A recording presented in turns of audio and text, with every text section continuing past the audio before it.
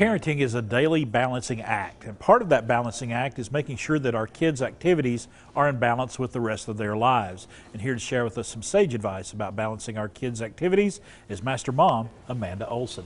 How you doing, Amanda? I'm doing great. How are you? I am fantastic, but yeah, I mean, this is something that I deal with right now on a daily basis. Got 2 teenagers, but no matter how old your kids are, you gotta bring some balance to things. Yeah, it's real easy to get involved in too many things very quickly. You know, the kids get excited about this and they want to do that, and sometimes we got to step back and say, okay, what is the right balance for my child and my family? And that is something, you know, you really, I think it's per parent, per child. I mean, that's something you got to figure out. Yeah, and it's okay to stop for a minute and figure that out. Excuse me. One of the things that, you know, parents want to do is expose their children to lots of different things, you know, especially when they're younger, and make sure that they're, you know, getting a chance to see, well, are they going to be an artist? Are they going to be a musician, an athlete, academic, that sort of thing. And that's good to do, but as a young parent, remember, you don't have to do all that all at once. They don't have to be in music and art and sports and school all at the same time. You can spread those experiences out, and that can really help balance it. I think sometimes as parents we want immediate feedback. You know what I'm saying?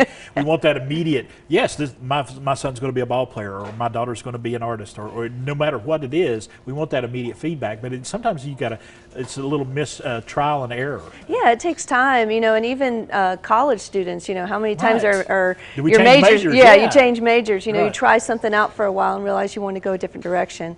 And, you know, we need to allow our kids to have that also. You know, one of the kind of things that you can test to see if you're unbalanced is there stress in the family.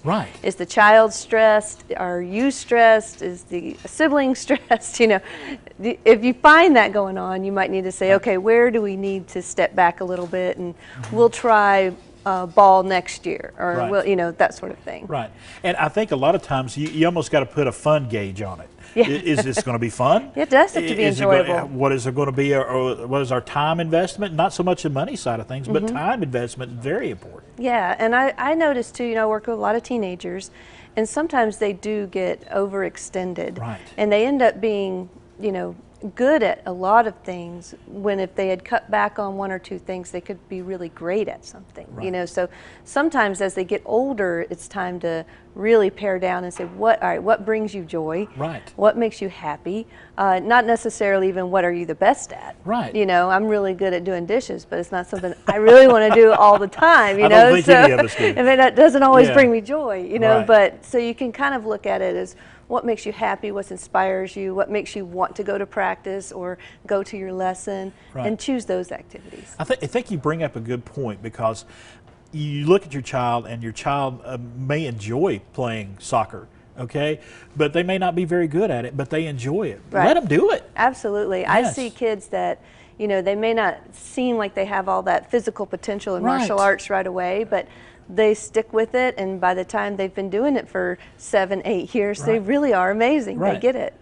They grow. And not only physically, they grow spiritually, they grow emotionally, they grow mentally, and you sometimes just got to let that growth happen. Absolutely. You got to watch for that. And if you are imbalanced, and if you have too much going on, there can't be that growth. It really does stunt all the growth in the activities. They don't have time to practice all the things, you know. So, and I think as parents, sometimes we need to look and say, well, this family they're friends of ours, and they're doing this A, B, C, D, and F.